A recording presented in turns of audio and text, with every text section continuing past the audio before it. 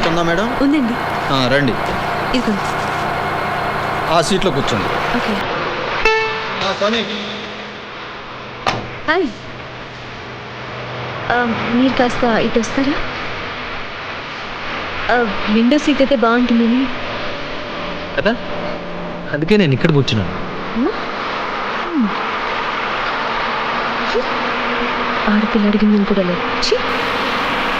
అయినా ఇక్కడే బెటర్ లేండి, అక్కడైతే కిటికీలోంచి దుమ్ము పడుతుంది. కంగ్రాచులేషన్స్, తమకు చాలా విషయాలు తెలిసే.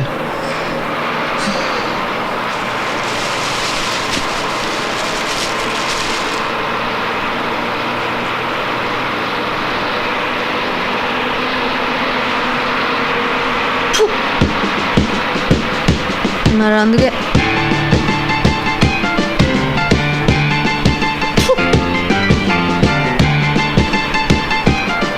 నా పేరు హంసవాహిని, అంటే సరస్వతీదేవి పేరు అన్నమాట. బాగుంది కదా. నేను రాత్రి గొడవప్పుడు మీరు అబ్బాయిని పక్కే తీసుకెళ్ళి క్లాస్ పీకడం చూశాను. వాళ్ళే నచ్చారు. నీలాంటి వాళ్ళు చాలా తక్కువ మంది ఉంటారు. అవును, మీ గురించి చెప్పలేదు. అక్కడి నుంచి నేనే వాగుతున్నావు.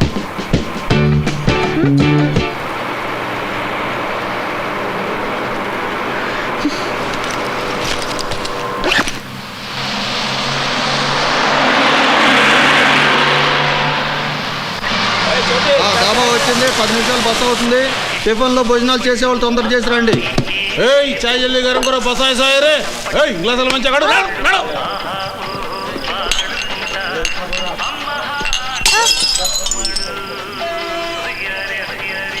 అరే ఏం చేసినావు రా? గ్లాసులు అట్లా బల్ల కొట్టినావు. నిద్ర మబ్బు పోకుండా పని సరిగా చెయ్యనయ్యావు బద్మాషిగా. ఎన్నిసార్లు చెప్పినా పని మంచిగా చేయమని చెప్పి. నిద్ర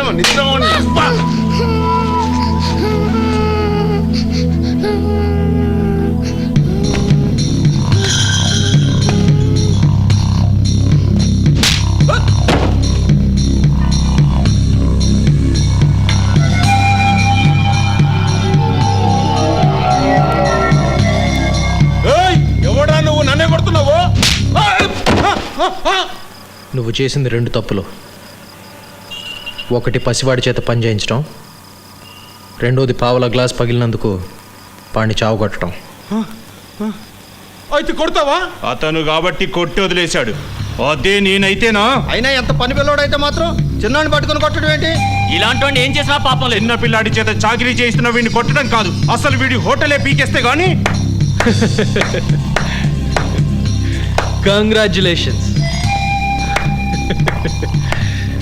నా వెనక గుంపుగా చేరి గొంతు బాగానే కలిపారే, కానీ కళ్ళ ముందు అన్యాయం జరుగుతుంటే ఆపడానికి ఏ ఒక్కడు రాలేదు. నాకన్నా ముందు మీలో ఏ ఒక్కడైనా వీడిని ఎదిరించుంటే ఆ పసివాడి మీద ఒక్క దెబ్బ కూడా పడి ఉండేది కాదు.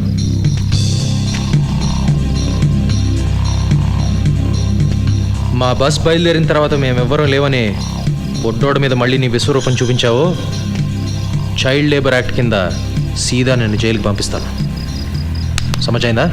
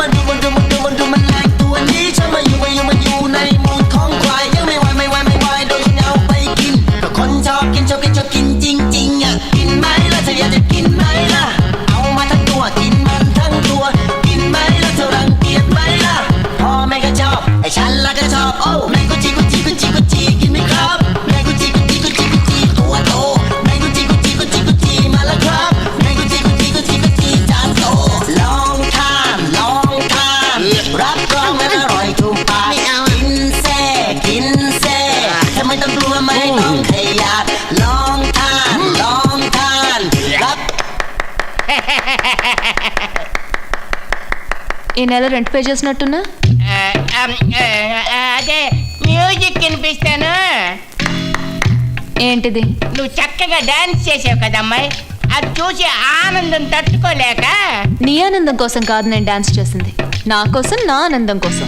ఆహా. అదేంటమ్మాయి, ఏదో చూసారు కనుక మెచ్చుకున్నారు, దానికి థ్యాంక్స్ చెప్పాల్సి పోయి అలా మాట్లాడతావేంటి? కరెక్టే నాన్సెన్స్. మీ ఆయనకి సరదాగా ఉన్నప్పుడల్లా వచ్చి చూసుకోవడానికి ఇదేమన్నా ఫ్రీ షో అనుకుంటున్నాడా, పీప్ షో అనుకుంటున్నాడా? You first get lost. మా ఇంట్లో రెంటుకుంటూ మమ్మల్ని పొమ్మంటావా? ఇది కరెక్ట్. రెంట్ పే చేస్తున్నంత కాలం ఈ ప్లేస్ నాది. Get lost. ఇది డామ్ కరెక్ట్. గురించోలే. అమ్మాయి ముందు కొట్టుకే బాగోదు. అమ్మాయి సింగిల్ గా ఉందంటే చాలు, అడ్డమైన రాస్కల్ గాడు ట్రై చేయడమే. అలా ఇబ్బంది పడితే సింగిల్ గా ఉండడం దేనికి? ఎవరో ఒక బకరాగాన్ని చూసి పెళ్లి చేసుకోవచ్చుగా. చేసుకునే ముందు పిక్నిక్ లానే ఉంటుంది, తర్వాతే పనిష్మెంట్ లా ఉంటుంది.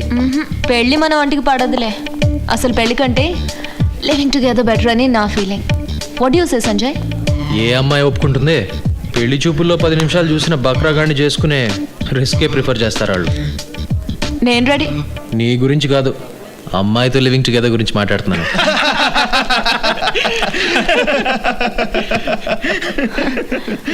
ఓకే జోకులాపు. నీతో సిగరెట్ మందు షేర్ చేసుకునే ఆ రిలేషన్షిప్ చాలు నాకు. అంతకన్నా నిన్నెవడు హ్యాండిల్ చేయగలలే. ఆ, నా సంగతి వదిలే కానీ ఈ మధ్య నువ్వు లవ్ గివన్ ఏదో బెన్స్ కార్ బేబీకి లైన్ వేస్తున్నట్టున్నా. ఏంటి లైన్ వేసేది? ఆ అమ్మాయి దగ్గర ఈడికంటా ముందు పెద్ద లైనే ఉన్నట్టుంది.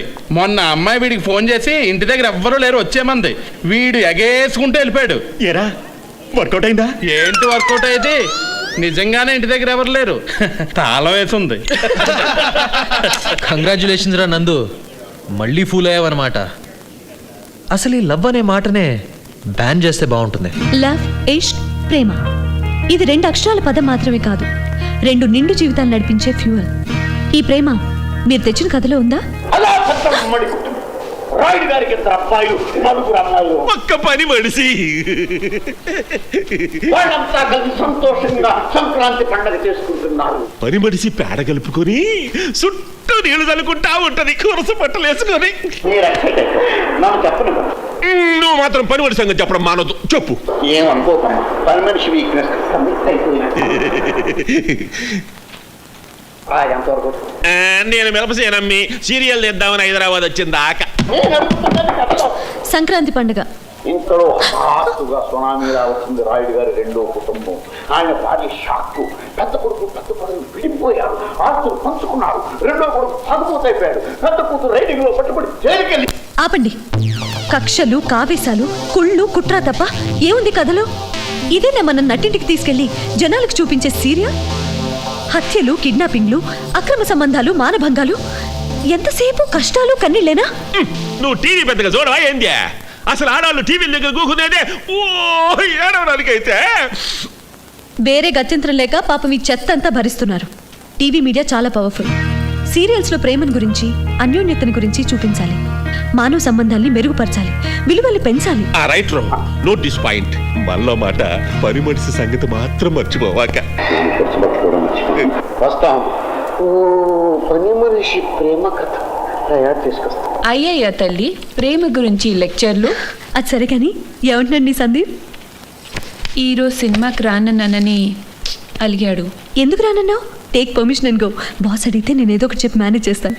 All the best. థ్యాంక్స్.